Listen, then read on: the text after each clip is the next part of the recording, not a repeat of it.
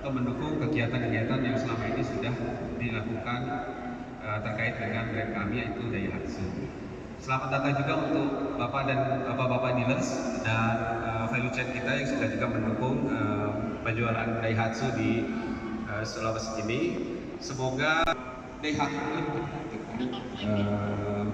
masyarakat di Sulawesi. Nah, izinkan saya untuk menjelaskan sedikit mengenai Urban Fest. Urban Fest ini apa sih sebetulnya? Ini juga sesuatu yang ingin kami ingatkan. Kita sudah lakukan ini loh pada tahun 2019 juga di Sulawesi ini atau Makassar ini, sehingga terus terang ini menjadi banyak pekerjaan kita kompetitif dalam kesempatan kali ini.